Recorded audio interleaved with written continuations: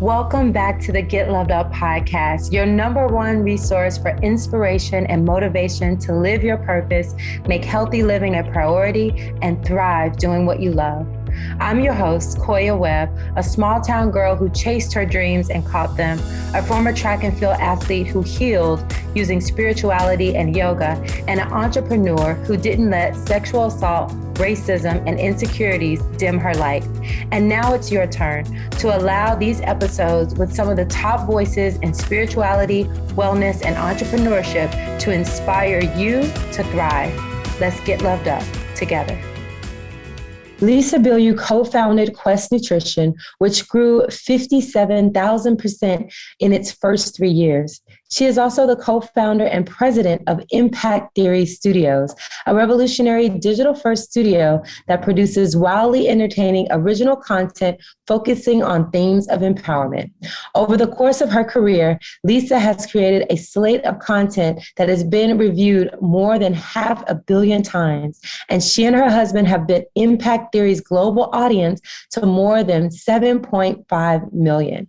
As the host of the digital series Women of Impact, Lisa conducts real, uncensored conversations with the most inspiring women. Her book, Radical Confidence, will hit shelves May 10th, 2022, and she lives in Los Angeles with her husband, Tom, and 2 fur babies. And to put it in her words, she freaking loves her life. Lisa!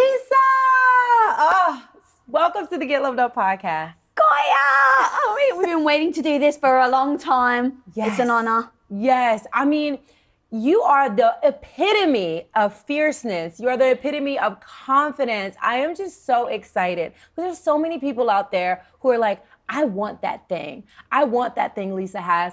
I want that thing Koya has. And you have really developed your whole brand around empowerment. And we're going to get to that. But I first want people to know how you started. Really, what you felt like when you were not so confident. So, thank you. Thank you for having me on. All right, so I actually want to start with when you said that I'm the epitome of confidence. It's all a lie. It's all a lie, Koya. Because there are so many times, even now, having started multiple successful businesses, even now, there are moments I feel petrified. I'm scared. Can I swear on this podcast? Yeah, just keep sure? Okay, I'll do the beep. Yeah. I am absolutely petrified. Yeah. Internally, the voice in my head is always telling me, what on earth are you doing? You're no good. Even now, when I went to write the book, I'd already built and co-founded a $1 billion company, and I went to write the book.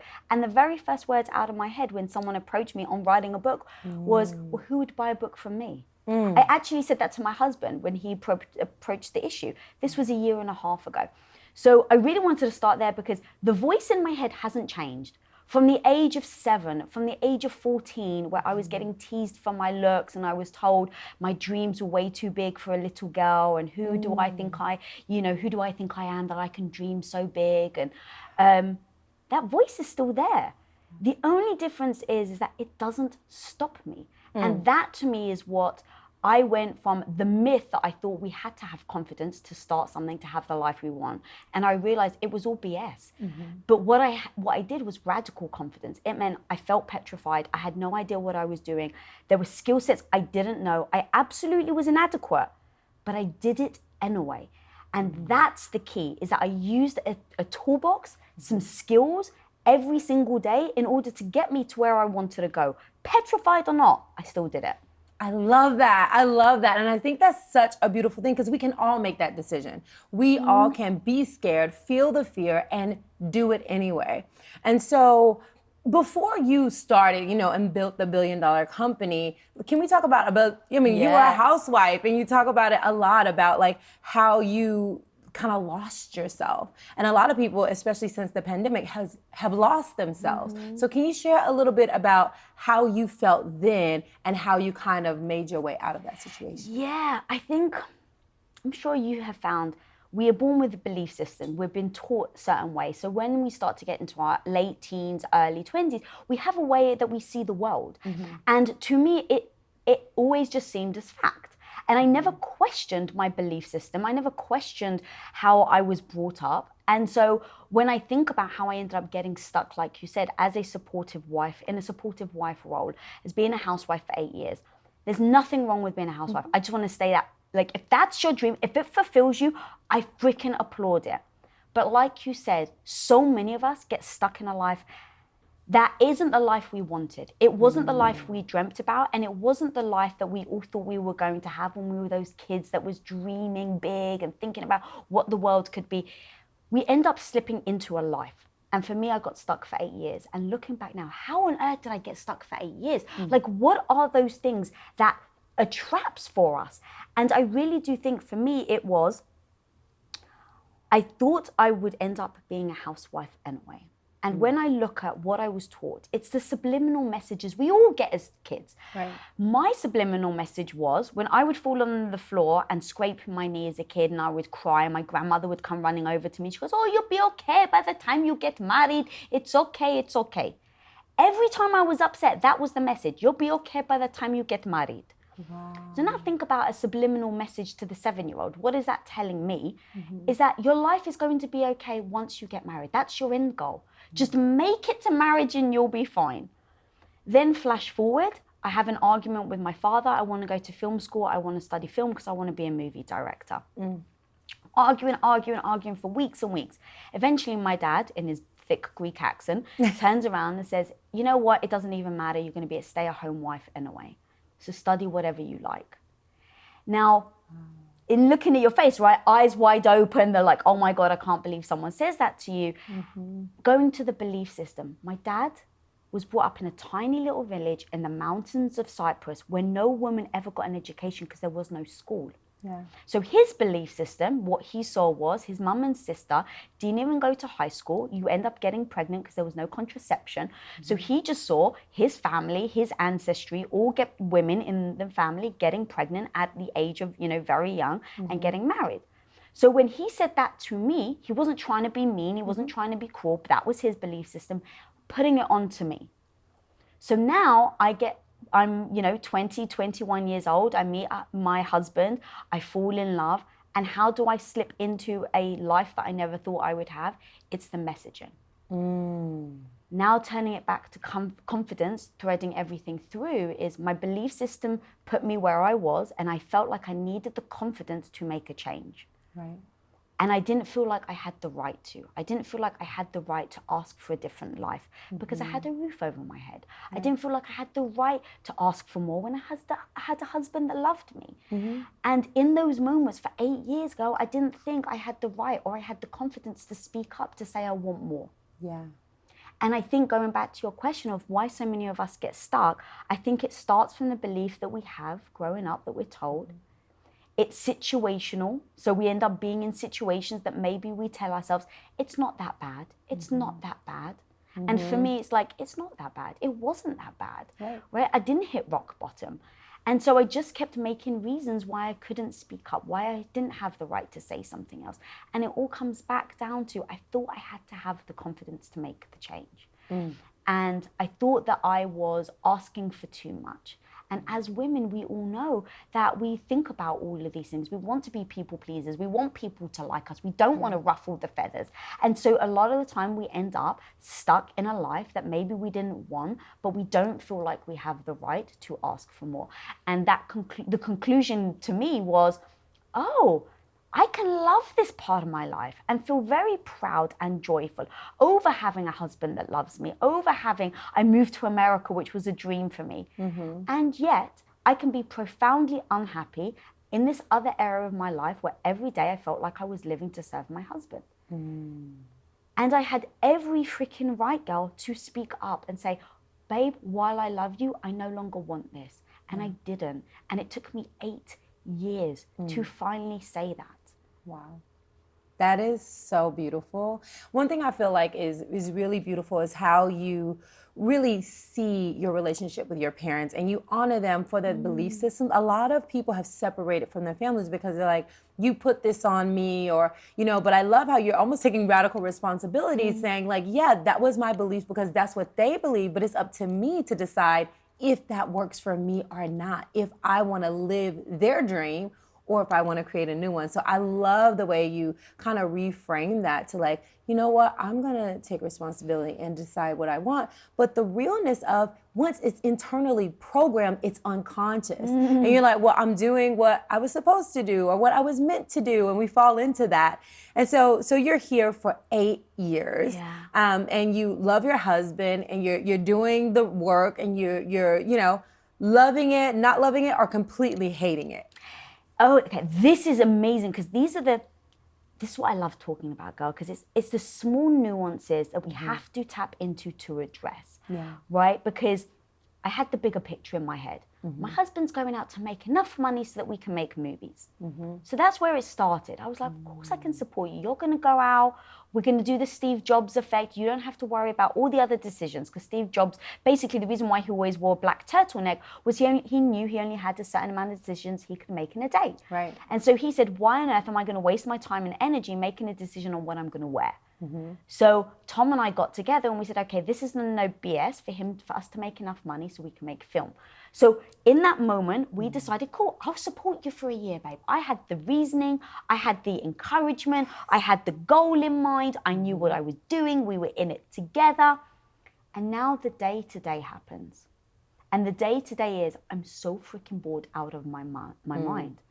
I don't know who I am anymore. Now this starts to be stepping stone, right? It doesn't happen overnight. You never just blink and it happens. It becomes this slow nuance that you convince yourself of why you're doing what you're doing. Right. And it's like, I'm doing it for the greater good. And I was there. I was like, I'm doing this. I know why me and my husband are in it together.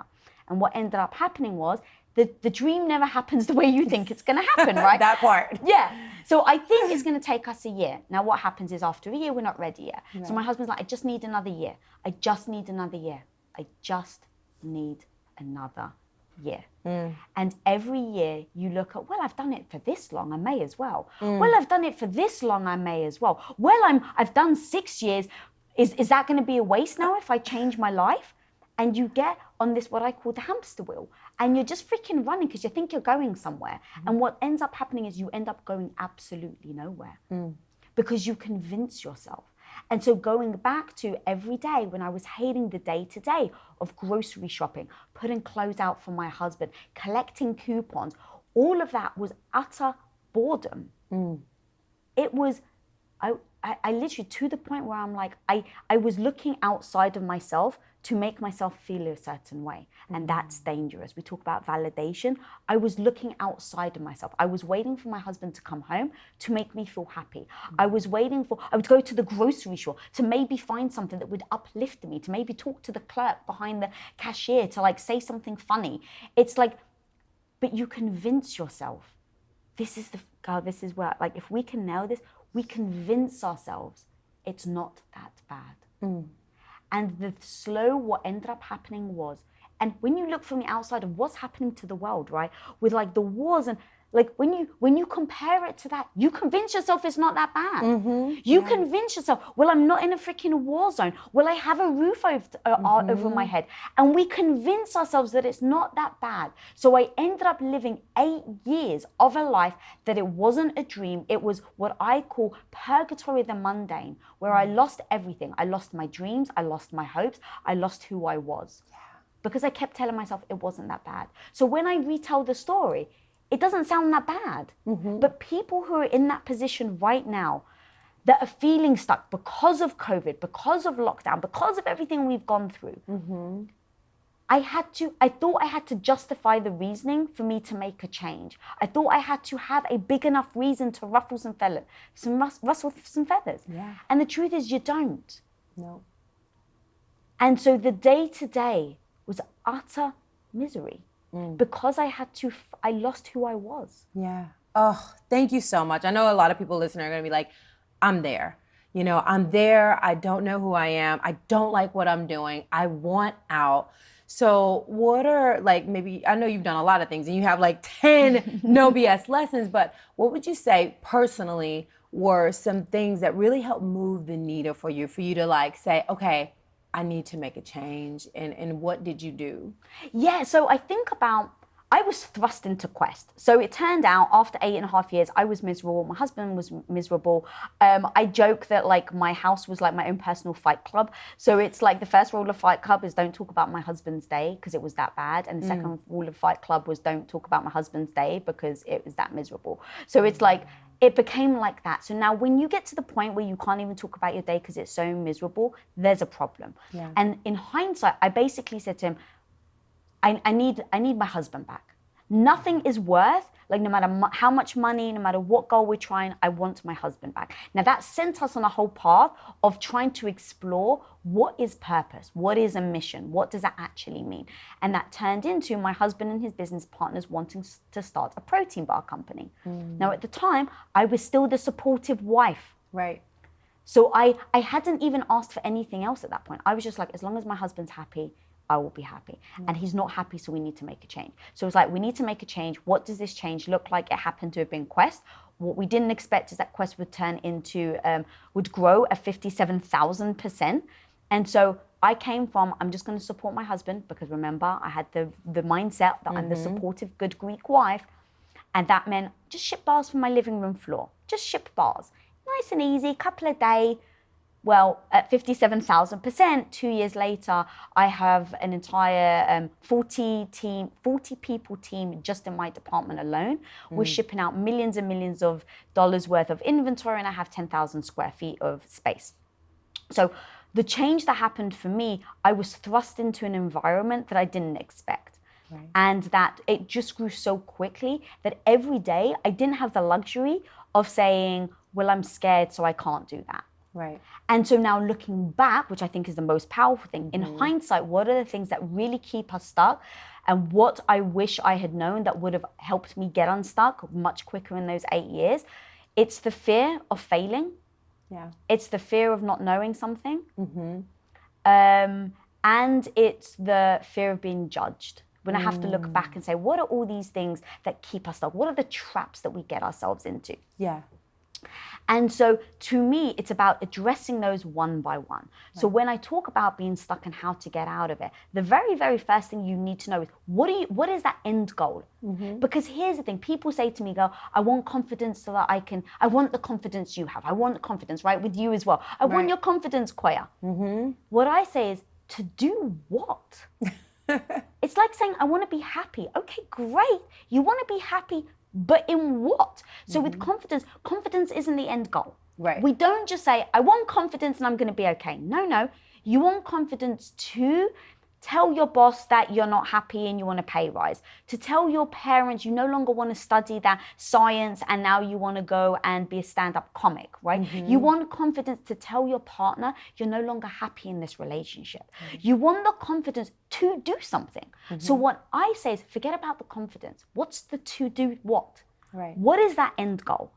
So I want people right now to establish what is the end goal they want to get to.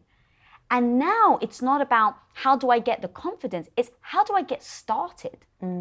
So the perfect example that I can say, let's say in hindsight now, is I've done some public speaking. I freaking hate public speaking. Speaking on stage is like the number one fear, even before death. Yeah.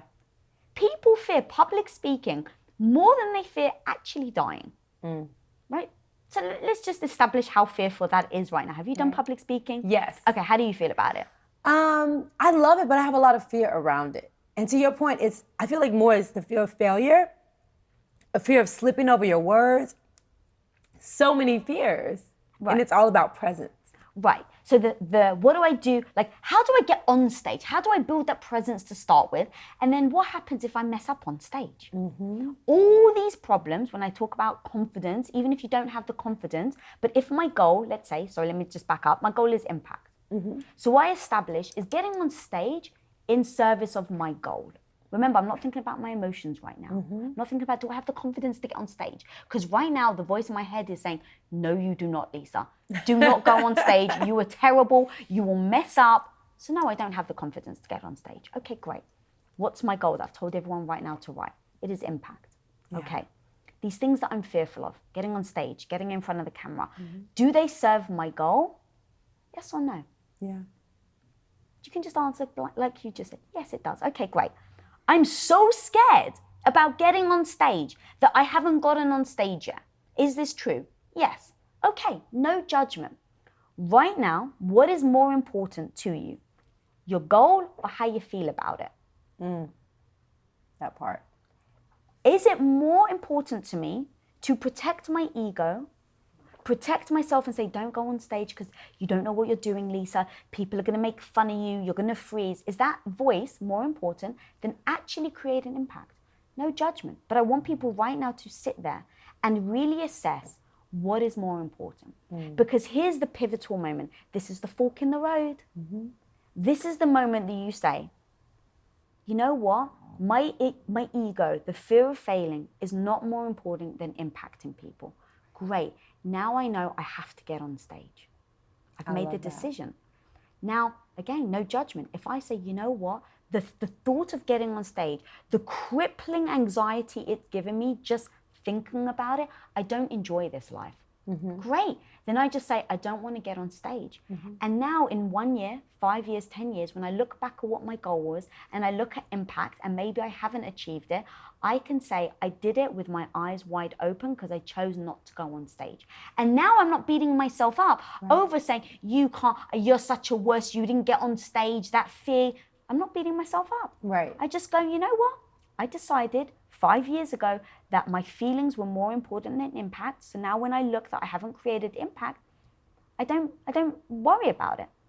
I love that. I love that because it's like your success or your impact doesn't have to happen a certain way. Right. Maybe it's getting on stages, but you have an insanely successful podcast, you know, that creates impact. So even if someone, like, they might look and say, oh, well, this person has a podcast, so I have to have or this person is speaking on stage, so I have to speak on stage to make impact. But maybe, like you said, if it's crippling, you have anxiety, maybe yours is like creating a podcast. And I love that because it really, even though you do both, it really opens up people to think, how do you like to make impact, right? And even if you do have a fear, to your point, that doesn't have to stop you from your goal. So I like how you flip it around. What is the goal? Because there are many routes to the goal. So my personal goal, so it absolutely is, if I have to be very succinct, and this is very true as well, because you're right, in just saying, hey, I want to create impact, what does that actually mean? Because here's the truth, I could stop what I'm doing, I could get pregnant tomorrow, obviously it may not be easy, but let's just assume I could, and I could spend the rest of my life impacting this one child. So you have to define what that end goal looks like. So to your point, in just saying I want to create impact, that's not enough. In saying I want to live in a world where every single 14-year-old has come across content that I have created that empowers them to believe they can live the life they want with radical confidence. Now that means that if they've got to the age of 17 and they haven't come across anything I've helped create, I failed. So I know what age group I'm looking at. I know that it's content. So I have given myself the grace to be, it can be video content, it can be animation, it can be a book, it can be a comic book. So I've left myself open to what I want to create. But it's so that it is helping them build the mindset that I've spent the last 20 years unwinding. And so being able to be very succinct like that is very important. But now here's the thing, when I assessed me speaking on stage on whether it served me or not, I realized speaking on stage did serve me on a global scale, because that's my thing. I want to do global scale. But I was too scared to get on stage. So that's the thing between the confidence, because I was like, well, I need to be confident enough. But if you're waiting and you're waiting and you're waiting, it doesn't just magically happen. So I said, how do I get on stage? And so I used radical confidence. So radical confidence to me is, what are the stepping stones so that I can actually physically put my foot on stage? The first thing was, Lisa, the very next time someone offers you a speaking gig, you say yes. I didn't give myself the space to think about it because I knew I can get in my own head. And so I take what I know about myself and I come up with a strategy, the radical confidence strategy, to overcome it. So I said, the next time someone offers, you're just going to say yes. You're not even going to ask what, how many people, or where. That was the promise I made to myself. So the very first person that reached out, it was TEDx. And I was like, oh God, well, I made a promise to myself. I can't say no, but it's TEDx. All right, well, I've said yes. So now here's the thing. I've said yes. And now I've got the crippling fear of how the hell am I going to get on stage? I've said yes. So now all the reasoning in my head of you want to help that 14-year-old Lisa, it doesn't help actually get your foot on the stage. Right. So how do I get radically confident? I was like, all right, what are the tools I can use to get me on stage? It's music, right? You just played some music before we even started. Music is so powerful. It gets you in the right headspace. So I was like, okay, what song is going to be the Lisa Bilyeu hype song? I'm going to go through all my music and figure out what's the song that I can go, hell F yes.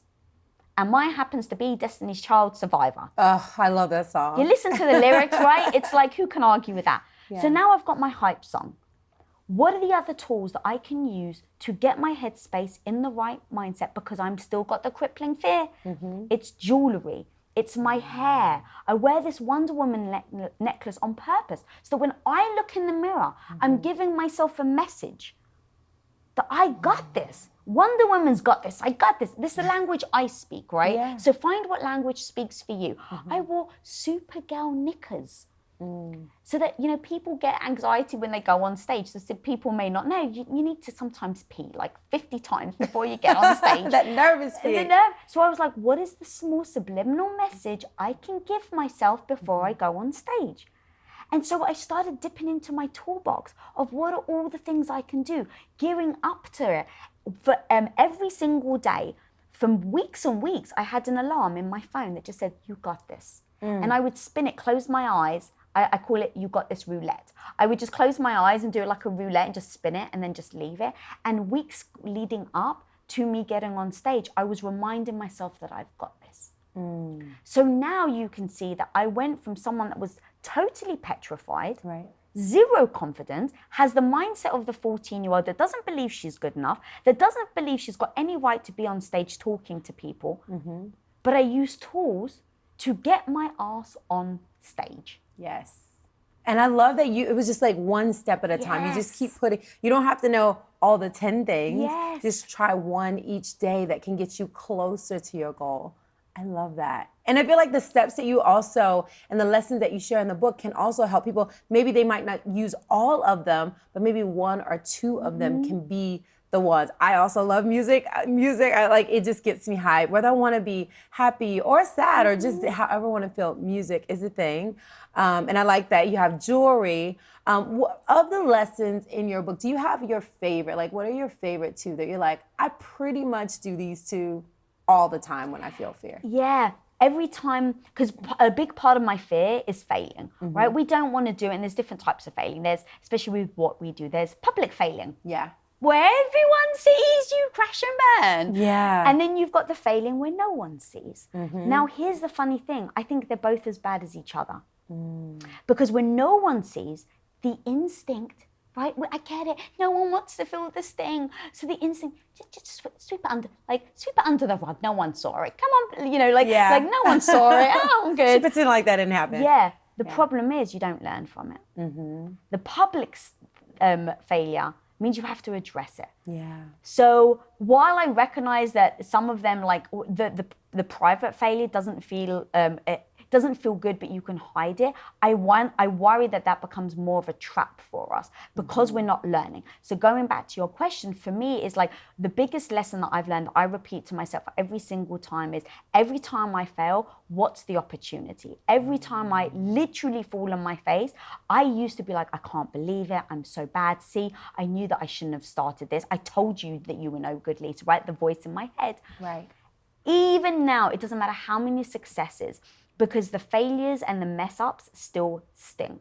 And I can't get rid of the sting. So now I recognize that even if it's a private failure, I must address it. And if it's a public failure, I must still address it.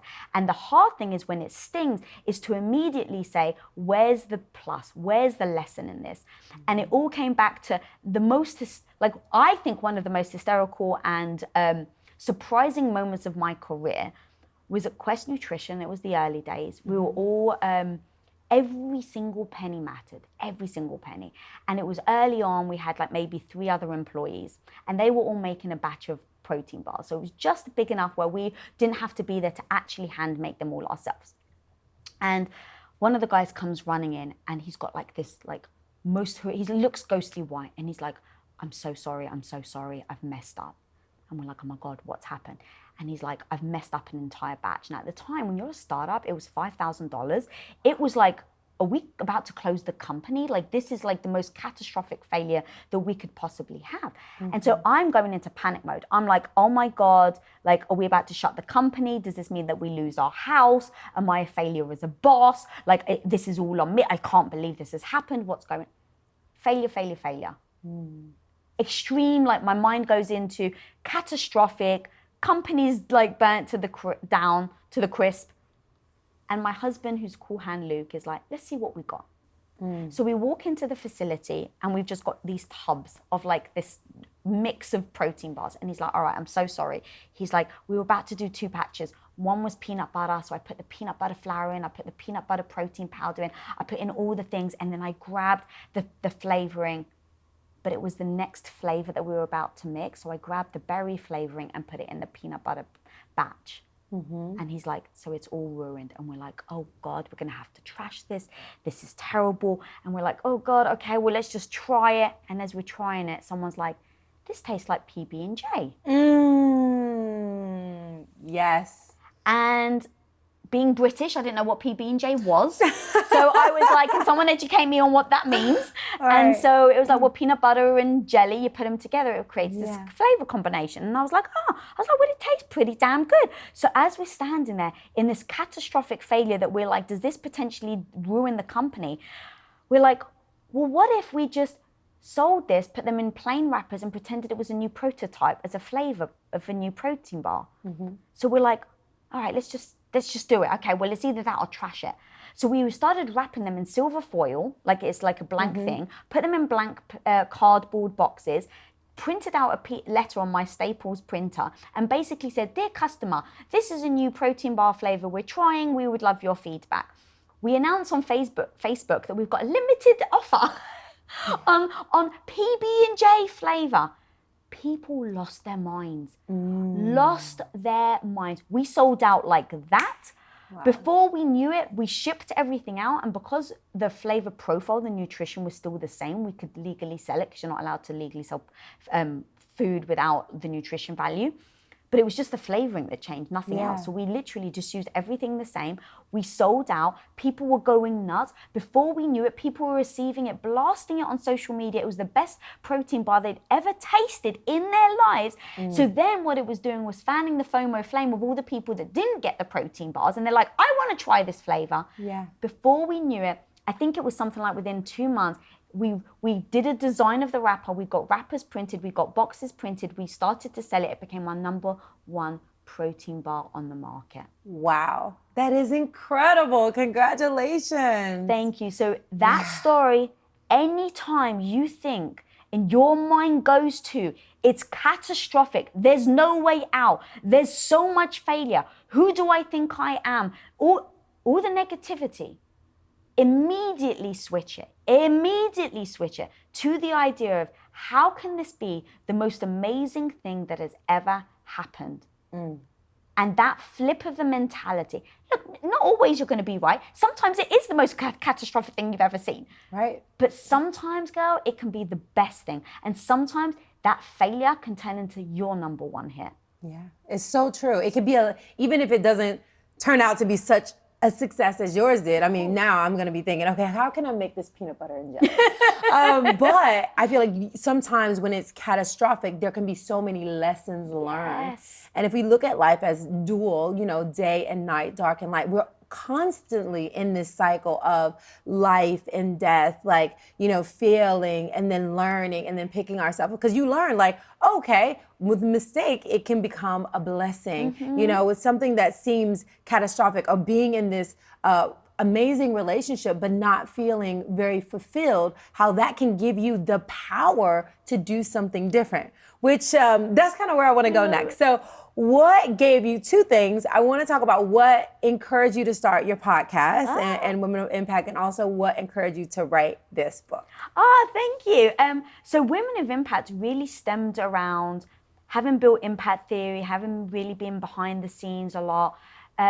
I had gone from being a housewife to an entrepreneur. I had gone from thinking I was going to serve my husband for the rest of our lives. I mean, again, and this is me, this isn't even a him thing. Me thinking I would serve him, me thinking I would have 4 children and that would be my life.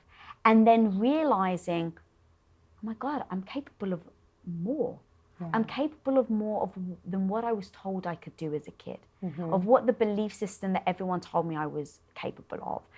And I was like, and I'm now in a situation where I'm building impact theory, I'm behind the scenes, and I'm meeting so many incredible people, and their stories, almost every woman I met was like they had the negative mindset and they didn't believe it, or they fell on the floor. You know, they were either in dire straits or they had certain situations. And I'm sitting there in awe of them, in awe. And I'm like, we need to be saying more of this. Like, what would it have been like, going back to the 14-year-old girl, what would it have been like if I had been listening to these women when I was 14? Yeah. Maybe I'd realize I wouldn't have to be perfect. Maybe it would have helped me not slip into a life of what I like to think of as wasted 8 years of my life that I'll never get back. And so I started to think about, how do I now have a platform, I now have a company that has a studio, we built a studio. So how can I use my mission and my purpose with what I've been doing all this time anyway? And so it really started to be, well, let me start a podcast. But I was too insecure to do video. I was like, I'm going to do an interview with my friends, babe. It's just going to be something small. I'm just going to call them up. I'm going to do a Zoom. This was, 3.5 years ago. And so I convinced myself that it'd be like a no big deal podcast. It's just my mates. Because I was petrified, and because the voice in my head was like, Lisa, who do you think you are to have your own show? Just because your husband's amazing at it, just because you built the company, just because you know how to build a set, doesn't mean you know what you're going to be like in front of the camera, right? Like all of these things. So I was like, set the bar low, Lisa. Set the bar low. Now I want to punch myself in the face. Like, why do we set the bar low? Yeah.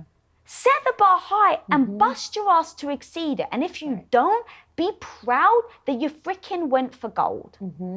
Like, that's my attitude now. But back then, the insecurity, the like, what ifs? What if I fail? What if I fall on my face? Was so crippling that I put the bar so low so that I could feel better about myself about exceeding it. Yeah. Because I was more worried about my own ego than the goal. I was worried about, well, I want to feel good about myself, so let me set this bar really low so I can do it. Yes, I love that. I would often ask people, like, don't think, what if I fail? Think about, what will you do when you fail, if you fail, making plans for that. And so in your mind, when you're like, okay, now I've been successful, I've been an entrepreneur, I've had this wildly successful, supplement company, I have this wildly successful podcast, and like you said, you were nervous about the book. What really got you over your fear of, like, I have enough to say and I want to write a book?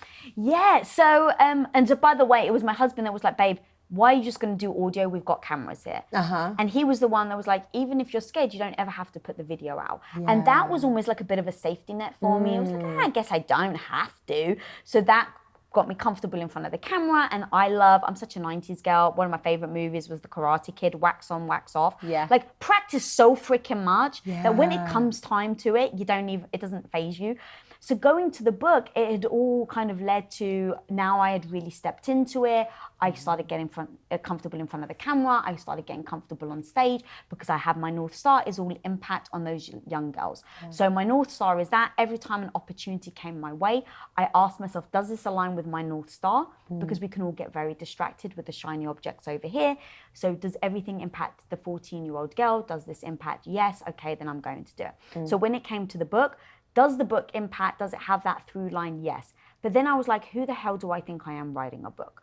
So I paused, and now I like to call, which actually ended up writing a chapter about it, which is like, make your negative voice your bitch and your BFF. I love that chapter. So she's the mean girl in my head that is saying to me, who the hell do you think you are writing the book? You don't know you've never written a book before. But now, by me making her my friend, I put my arm around her. I give her a cuddle. And I'm like, so what are you trying to tell me? She's like, well, I just told you, you don't know how to write a book. And I go, you're right. Thank you, friend, for telling me. I have zero idea how to write a book. And to pretend that I know because I can do other things is like being blind to it. So I'm like, all right, my negative voice is telling me I have zero idea how to write a book. Then you better learn, Lisa. And so if you say yes to this, going back to having the long-term goal, yes, I'm going to write the book. Okay, I have a year to write it. Well, how the hell are you going to learn? Give yourself the grace that you're learning, and this is day one. We don't do that enough. We don't give ourselves enough grace. It's day one. Day one, you first did your makeup. Day one, you first tried to tie your shoelace. Day one, you first tried to walk. Day one, you first tried to eat. Guaranteed you got half of it on your face as a kid, right? But for some reason, again, we don't give ourselves the grace as we're adults. So I just said, give yourself the grace to enter writing a book like day one, where you have zero idea what you're doing, and all you know how to do, Lisa, is write an Instagram post. Yeah. Okay, cool. All I know how to do is write an Instagram post. So now how am I going to learn? I'm not going to go in there thinking that I'll figure it out. No. You better get a plan together, because that's how you're going to be able to do it with radical confidence. Have a plan and follow the plan. Because every time I feel like I'm not good enough, every time that imposter syndrome seeps in of like, oh my God, I can't believe you've got all these friends who have written amazing books and you think you can write a book. Have a plan that you stick to so that that negative voice doesn't get in the way. So the plan was, great, ask the experts. Have a list of all my friends that know how to write a book, call them up and have a list of questions. And that's what I did. I got Mel Robbins on the phone. I got Marie Forleo on the phone. I got Jay Shetty on the phone. I got Brendan Bashard on the phone. And I literally wrote a list of questions. What am I about to face? What are the things that I should know? What are the things that are about to surprise me? What's the best thing? What's the worst thing? What's the structure you think of writing a book? Are there any books you read on how to writing a book? What's the biggest surprise? What did you wish you had done differently? I just wrote a list of questions. Yeah. And I went in as the learner. I didn't go in thinking, Lisa Bilyeu knows how to write a book. Lisa Bilyeu has zero idea how to write a book. But I'm the learner. And I've got the goal. Write a book in a year.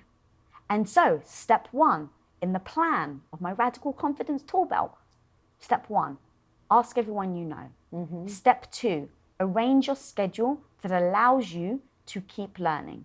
So that meant I had to look at my calendar, I had to look at everything I do. I run a show, I have a company, I am a leader, I have, we have all these different things going on in the company.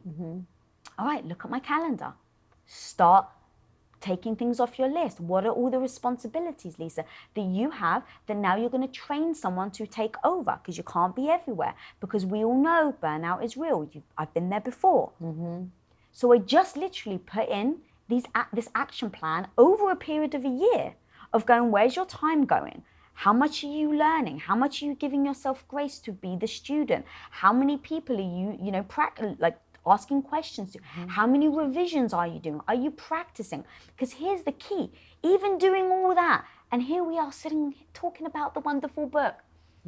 I've also set up my own mindset that if the book doesn't do well, going to validation, going to my worth, I knew the traps, and I've done the mindset, and my confidence, what hits us, what really knocks us for six with our confidence is when we have a massive failure, right? Where we've worked and we think that we've done everything and we go against the fear and we're like, but we're going to do it anyway because we've heard what Lisa's speaking about. We're going to do it. And then at the end, you think you're at the goal and it crashes and burns. What then? Are you going to have taken that entire year and are you going to think the entire year was a failure? Are you going to look back and say, see, that's why I don't start? And are you worried that I would get trapped if the book doesn't do well, that I would take it to mean Lisa isn't good? What I did for the book wasn't good, that I'm no good. And I knew that's another trap we all fall into. So I said to myself, what am I going to put in place in my toolbox right now? What am I going to get out so that I don't fall in the trap of the book being a dictation of my worth? And I said, I need to put the plan together. And by the end of it, did I do it? Did I show up? Because once I've put that plan together and I go back and look, and if I'm like, well, I didn't do that because I was too worried. Oh, well, I didn't actually do that because I rather watch TV. Well, I didn't do that because I was too scared. If I look back and I didn't do my plan and the book didn't do well, I've got myself like, well, Lisa, you didn't show up to be the person you said you were going to be. How do you expect it to do well? So now what am I going to learn? Be the person you said you're going to be. Next time, put in a plan and stick to it. So I'm going to have learned from it. I think that's so beautiful. And what really just gave me the chills is that something in your life you set out to a goal and not doing it does not define your worth.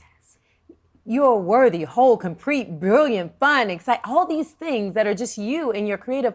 But how the book sells, of course, yeah, you're going to be happy if it does well and like, what could I do differently if it doesn't? But I love that message of it doesn't define your worth, because it's so easy to get caught up in allowing it to define you, because the feelings are real. This was a goal and you fell on your face before the finish line, you know, and the race is over, you know. It's like running a track and field race. You can't get up after you hit that hurdle and expect to be first. It ain't happening for you, you know? True. And so, but if you didn't, you're still a great athlete. You might have been number one, but you didn't win that race, even though you were good enough, even though you're fast enough. And I just love that, because I feel like people need to take that home.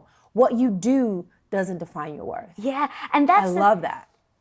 And that's the thing, thank you for like, really, that analogy was great as well. It was like the run, because it's like, I don't want people to misinterpret what I'm saying. I want to be number one. Yeah. I am fighting and I am going every day. I am working for this book.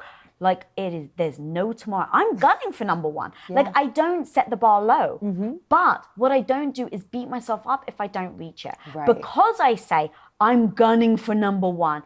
And if I didn't, did I do everything possible? And if the answer is yes, then hell yeah, I'm going to pat myself on the back. I'm going to say, this does not define your worth, Lisa. And what you're going to do now is learn from it. And in the past, it would have knocked me to my knees. I would have been embarrassed. I would have said, I'm never going to gun for number one again. I'm never going to say that out loud again, because now everyone saw you fail, Lisa. No, I'm still going to freaking call my shot. Yeah. I'm pointing, I'm calling my shot, because you need to, if you want to get there. Doesn't mean you're always going to get there. But if you want to get there, freaking call your shot. Yeah, that's so powerful. I know you're inspiring so many people listening. And I got a couple more questions that I want to ask you, some personal things, just to give people a little bit more of Lisa, because I love and adore you. And I want to kind of get to like, what is like some of the books? Because like you said, you asked those questions of these people that inspire you, have done the great things. And what are some of those things that were most impactful? Like what were the top 3 books that have really helped you become, you know, this unapologetic, fierce being that you are? Okay, the very first book that came to mind is a book called Captivate. It's a friend of mine called Vanessa Van Edwards. She wasn't a friend. Her book came out. My husband had her on a show, and I was like, I'm obsessed with this woman and how she thinks, because she calls herself a behavioral scientist. So she looks at how we behave. She calls herself a recovering awkward person. Wow. So she has social anxiety. And so in order for her to overcome her social anxiety, she became a scientist and would study body language and studied how we talk, how we present ourselves, what dictates someone that's confident and what dictates someone not being confident, and how all of this impacts how someone perceives you and impacts how you perceive yourself. So I just went into, the reason why I loved her book so much was it got me out of my own head. It got me out of worrying about whether I thought I was good enough or not, and just gave me the tactics and tips to actually act. So I actually put an entire chunk of her book that I took and I went to this Gary Vee event. Gary Vee invited me and Tom to an event. Tom said he couldn't go and I still wanted to go. I was so petrified to go by myself because I was traveling by myself. It was like my first business gig by myself. And I was like, I'm petrified, but I know I need to go. So I picked up her book, Captivate, and there's an entire section in it that talks about when you go into a party environment, the different zones. You've got like the social zone, the sideline zone, and then the like entry zone or something like that. And these zones say, if you want to meet someone and you want to start socializing, this is where you should stand. This is what you should drink. So I'm like, okay, go to the bar and get a hot drink. Got it. So no matter how scared I am to walk into the event, she told me to walk to the bar and get a hot drink. So I walked to the bar and got a hot drink. So her book was so fundamental in giving me the tactics on what to do. The second book that came to mind is The Female Brain. because it allowed me to understand my own brain and not judge myself for things. Right. Because if you hear, like I say that a lot, I don't like judging myself because those are the things that held me back. So when, for instance, you know, maybe I'm more emotional today than I was 3 days ago or whatever. I used to beat myself up because I wouldn't see Tom getting emotional. I could see him being super even keel in business meetings. And for me, I would fluctuate. It was like, well, hang on a minute, you got hormones, you got, you know, estrogen, and the estrogen affects the way your brain functions. And so I didn't think of it like that. I was always judging myself for being too sensitive, and I would get frustrated with myself, that I would get more annoyed on one day, and I didn't really realize, I understood hormones, but I didn't really realize how your hormones impacted your brain and your brain chemical and how you would perceive things throughout, as a woman, throughout your life. So being from going through puberty to going through, you know, your adult life, pregnancy, if you get pregnant, and then menopause, and how much your brain changes. And so like women who are pregnant, they joke, right? Whereas, oh, she's acting crazy again. And the truth is, if you actually examine what happens to a woman's brain when she's pregnant, it's insane. It like shrinks like 40% or something crazy like that. Haven't read the book in a while, but I'm like, oh my God, now I understand. And now imagine us using the word crazy with a woman who is having brain shrinkage. Yeah. And you're calling her crazy? But that's not nice. It's creating an entire human being in their body. Yeah. Yes. It's sad. And so now I started to really go, what is happening to our brain? How are we using language around what's happening to either undermine, diminish how we're feeling? And then how can I use that as my superpower to know? So now I just know, okay, well, your brain, just like your hormones, have these ebbs and flows, and there are going to be times that you're more confident and times that you're going to be less confident, depending on your cycle and depending on how those hormones, you know, push, and how that even impacts your brain. So literally, that book blew my freaking mind. So those were the 2 books that came to mind. And then the third book I think I would have to say is Carol Dweck's Mindset. It's like, to me, that is the fundamental understanding of, if you believe you can, you can. If you believe you can't, you can't. And it's like, to believe will dictate everything. Yeah.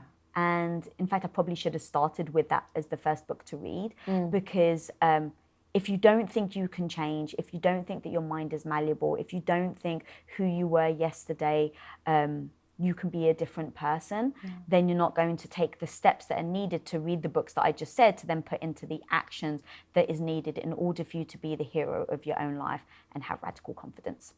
Ashe. I love that. So good. So very good. Thank you so much, Lisa. This has been so incredible. You are so incredible. I'm just so grateful for you.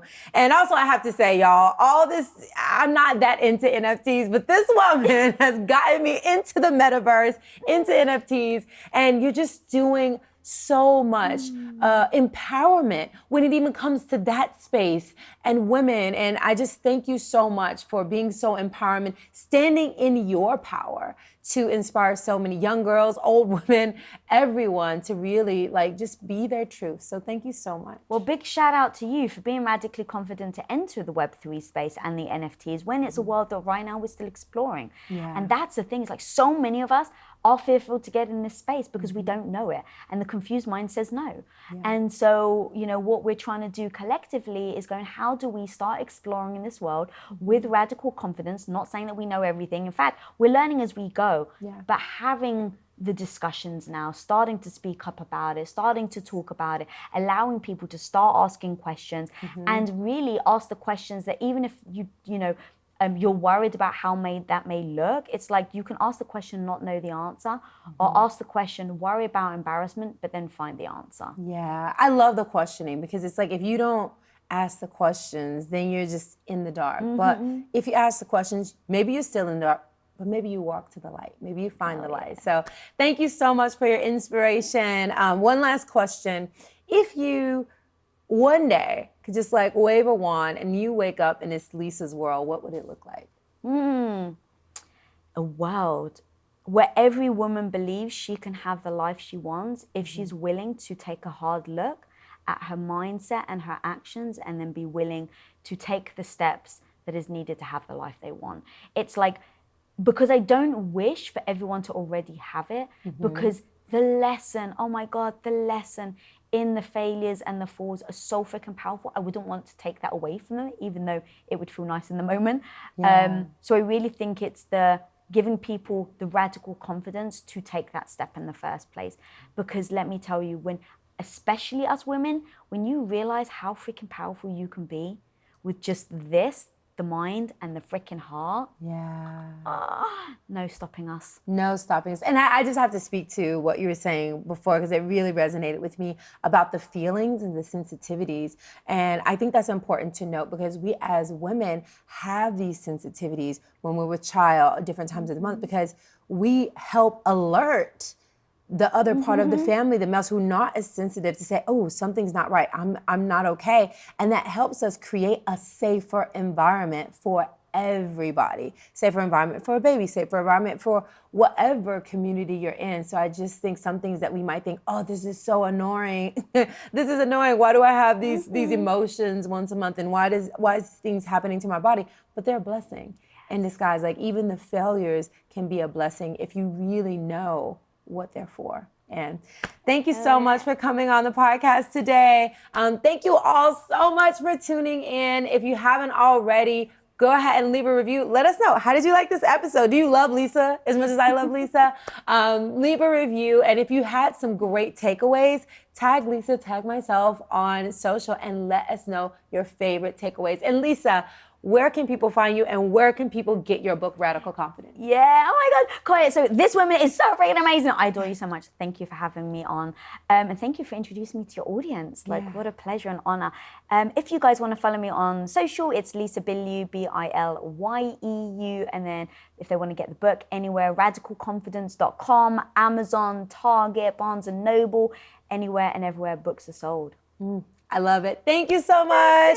Thank you all so much for tuning in. Until next time, love yourself, love others, and love the world. One day at a time, one breath at a time. Peace and love. I just want to take a moment to say thank you for being part of the Get Loved Up community. I like to share topics and people making a positive impact in the world, and your feedback means the world to me. If you haven't already left a review, please leave a 5-star review and let me know what you want to hear more of on the show. I'm here for you, and together we're making the world a better place, one day at a time, one show at a time. Thank you for listening.